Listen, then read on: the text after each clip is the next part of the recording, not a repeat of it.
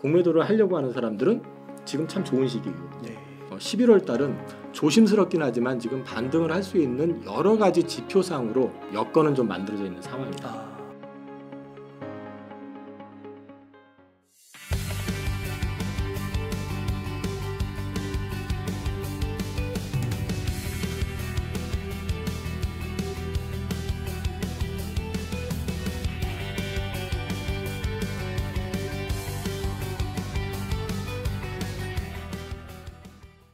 이번 주식시장의 급락이 좀 특이한 케이스였던 건 사실입니다.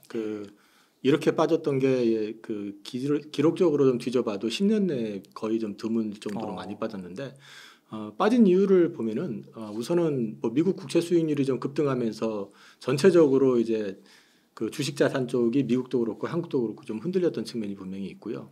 그다음에 그게 급등하다 보니까 이제 원화 가치가 또 하락을 하면서 환율이 급등했던 그런 측면도 좀 부정적으로 외국인들이 들어오질 못하는 네. 그런 상황이 분명히 있었고 고금리가 지속되다 보니까 이제 앞으로 이 기업의 이익이 감소하지 않겠느냐라는 우려감 같은 거 그다음에 이제 경기 후퇴 얘기들 나오기 시작하고 그러면서 디레이팅에 대한 이제 논쟁이 좀 나오기 시작해서 이번에 보면은 미국의 그 빅테크들도 다 실적이 잘 나왔음에도 불구하고 향후 포워드 가이던스가 안 좋게 이제 전망을 하니까 다 주가가 급락했었던 경험이 있잖아요.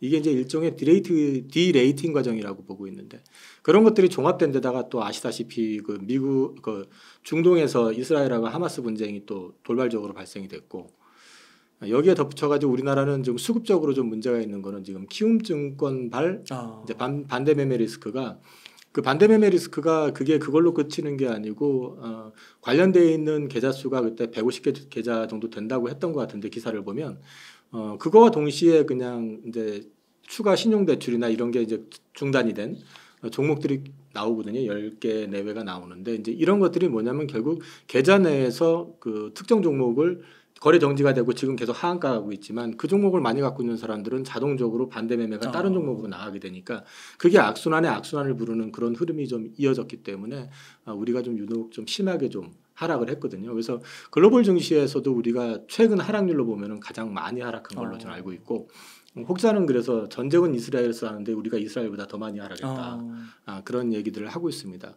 지금 보시면은 이 차트가 월봉인데요. 지금 이게 이틀 전에 이제 만든 거래 가지고 어저께 그저께 기준인데 보시면은 120개월 선에 지금 딱 다 있습니다. 월봉으로. 120개월이면 10년봉이거든요. 네. 이 10년봉 차트까지 왔다는 얘기는 생각보다 굉장히 험하게 주가가 빠졌다라는 거를 이제 거꾸로 얘기를 해주고 있거든요. 보시면 그 앞에서 보시면은 요때가 지금 이제 코로나 때 보시면은 10년봉을 강하게 이제 깨가지고 박살이 났다가 이제 돌아섰죠.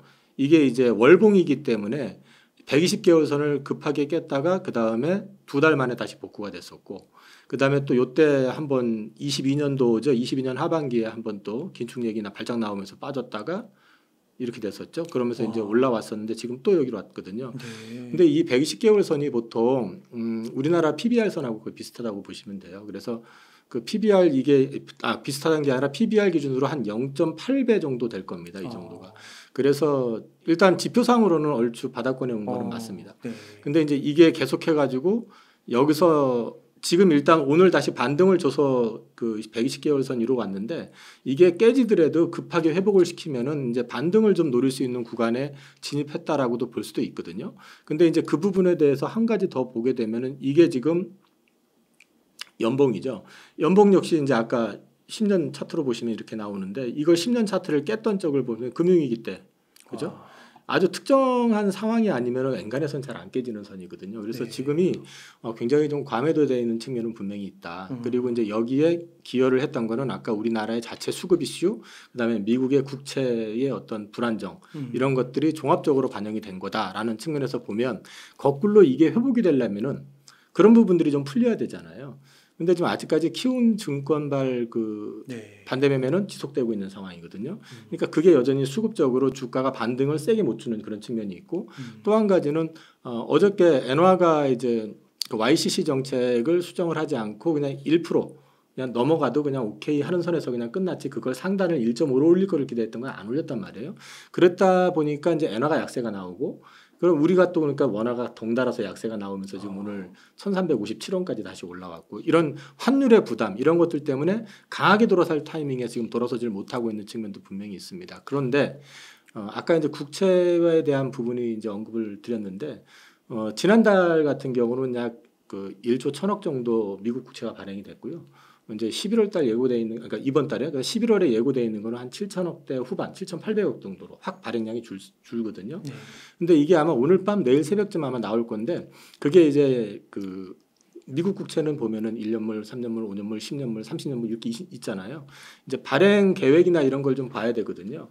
만약에 이제 장기채 발행 물량이 좀 줄어든다든지 그럴 경우에는 미국 국채 수익률도 11월 달에는 좀 반등. 그러니까 이제 그 수익률이 올라가는 게 아니라 하락하는. 그러니까 채권 가격이 올라가는 그런 그림이 나올 수가 있거든요. 네.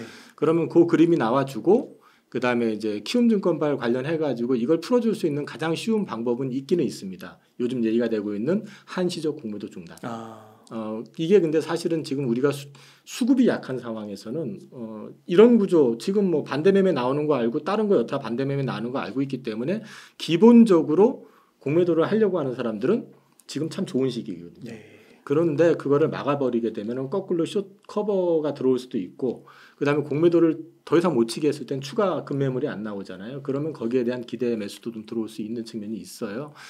그게 하나 있고 그다음에 키움증권 그 부분이 빨리 끝나줘야 된다. 어쨌든 그렇게 되면은 주가는 좀 리바운딩이 나올 수 있지 않겠느냐라고 보고 있고 오늘 수출 데이터 나온 거 11월 달 거 그 나온 걸 보면 5% 정도 증가한 걸로 나오거든요. 네. 실제로 이제 아마 무역 수지도 흑자가 불황형 흑자라고 계속 얘기했던 게 11월, 12월 가면서부터는 이제 YOY로 플러스가 나면서 올라가는 그림이 나오기 때문에 펀더멘탈 자체도 글로벌한 리스크만 없으면 추가적으로 반등이 나올 수 있는 자리다. 그래서 11월 달은 조심스럽긴 하지만 지금 반등을 할 수 있는 여러 가지 지표상으로 여건은 좀 만들어져 있는 상황이다. 이렇게 좀 보고 있습니다. 거의 그래도 바닥권에 왔다. 어느 정도는. 네네네. 물론 또 떨어질 수는 있지만. 저는 이게 이제 상승을 위한 반등이 아니고요. 말 그대로 반등이다. 그리고 재차 저는 내년 연초 시황을 아직까지 확정은 안 졌지만 살짝 좀 연초가 별로 좋지 않을 것 같다는 생각을 하고 있기 때문에 이번에 이제 반등이다라고 저는 일단 보고 있습니다. 네. 혹시 미국 증시도 한번 볼 수 있을까요? 미국 증시도 이제 마찬가지로 미국 국채 수익률 때문에 일단 부작용이 왔었는데 방금 말씀드린 것처럼 11월 발행 물량이 좀 한 3천억 달러 가까이 줄고요. 그 다음에 지금 중동 분쟁 관련해 가지고 그 이스라엘하고 하마스 분쟁이 있는데 지금 보시면은 유가가 안 올라요. 네. 근데 유가가 왜 안 오르느냐 보면은 일단 경기 침체 후퇴에 대한 우려감이 있는 데다가 이란이 지금 뭐 헤즈볼라라든지 이런 쪽에다 지원은 해주지만 직접 개입을 못 하고 있죠. 네. 그리고 미국도 확전을 못하게 하려고 지금 항공모함을 3대인가가 지금 거기 급파가 돼 있는 상태거든요. 그래서 그리고 이란 내부적으로도 사실 좀 시끄러웠잖아요. 그 히잡 안 쓴 여인 그 죽은 것 때문에 지금 시위도 좀 있고 거기다가 경제 제재를 좀 많이 받았었기 때문에 여기서 추가적으로 만약에 제재를 받아가지고 또 그렇게 된다 그럴 때는 이란 국민들도 쉽게 받아들이지는 어려울 거다. 그래서 확정 가능성이 제한적이라고 하면 유가도 좀 어느 정도 안정이 되고 이런 그림이 좀 나와준다고 그러면은 여태까지 좀 시장을 눌렀었던 부작용들이 조금 풀어지는 그림이 나올 수 있고 내일 새벽에 오늘 밤인가 내일 새벽에 이제 FOMC 금리 결정 나잖아요. 네.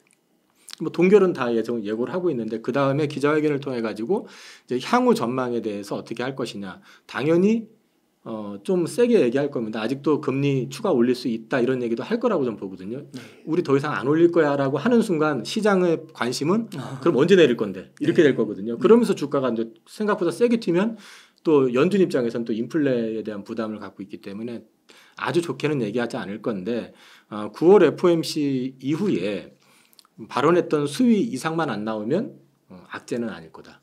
그래서 이제 그런 것들이 11월 달은 조금 반등을 줄 수 있는 그런 그림의 어떤 모습을 미국도 만들어낼 거라고 저는 보고 있고요.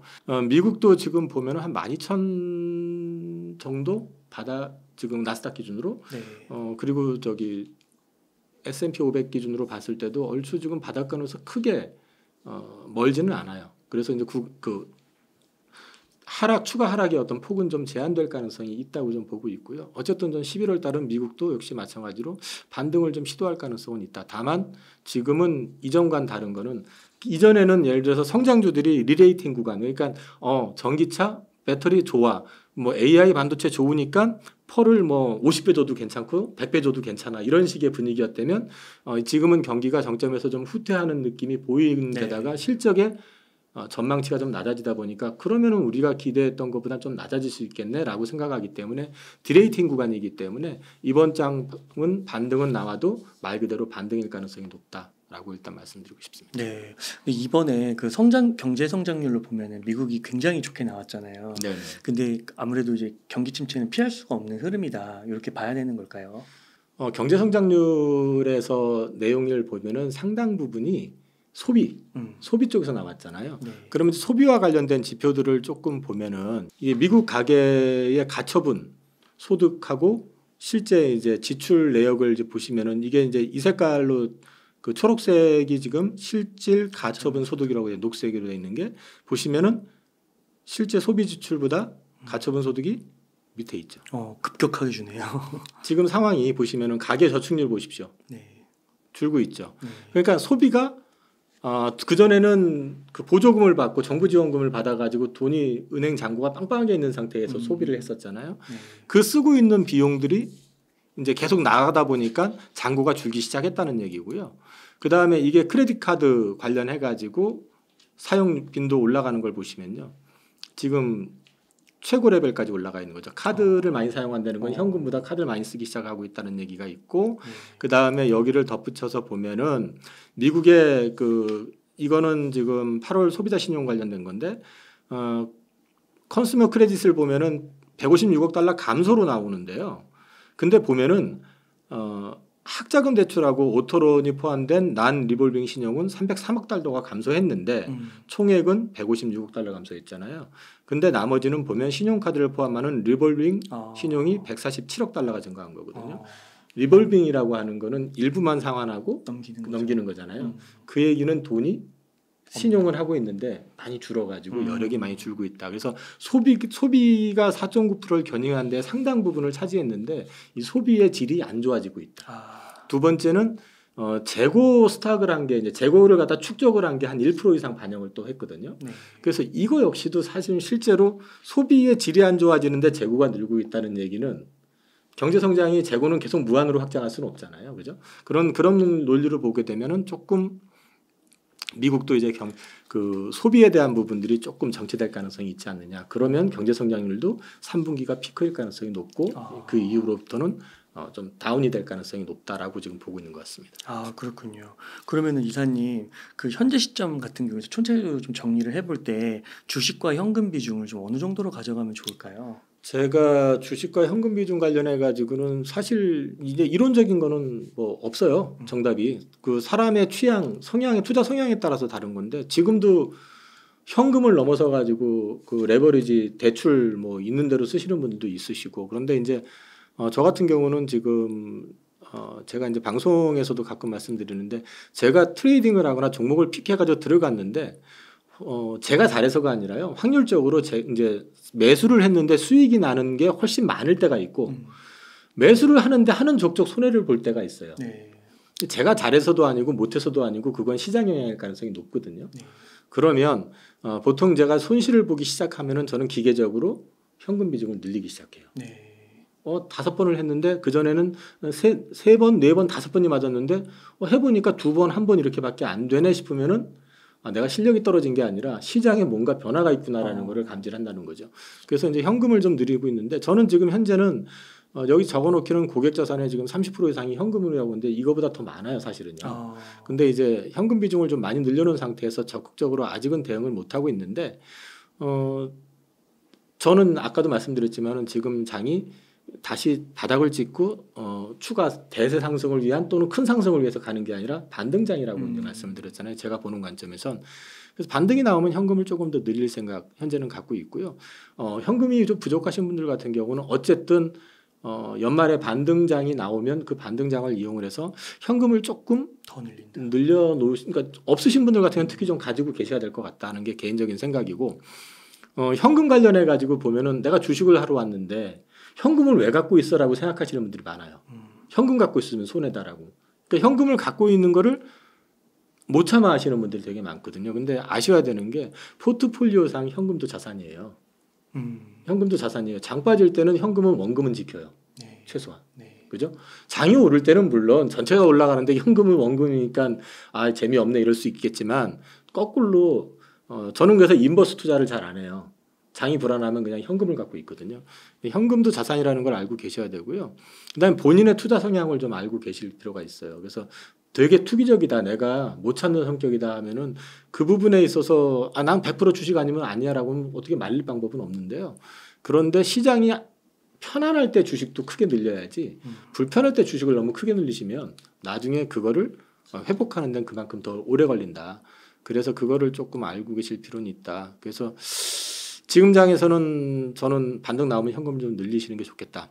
비중은 자기 성향에 맞춰서 하시라. 그러니까 나는 도저히 현금 갖고 있으면 잠을 못 잔다라고 하시는 분들 같으면은 그래도 조금 늘려놓으시는 현금을 갖고 계시는 게 좋을 것 같고 정말 보수적이신 분들 같은 경우는 이번에 저는 어차피 지금 반등하고 한 번 더 빠질 가능성이 있다고 보기 때문에 그 경우에는 현금을 좀 늘려놓고 기다려 보시는 것도 좋을 것 같다 말씀드리겠습니다. 그 한 번 더 빠지실 거라고 보시는 거의 이유는 뭐 경기 침체라든지 뭐 전쟁이나 뭐 금리나 이런 거시 변수들 봤을 때 아직 불확실한 게 너무 많다 이렇게 봐야 되는 거예요. 일단 이번 반등장이 시원하지는 않을 것 같다. 첫 번째. 이제 두 번째는 그 경기에 대한 부분이 가만히 보시면은 우리나라 시장을 떠나서 미국을 놓고 봐도요.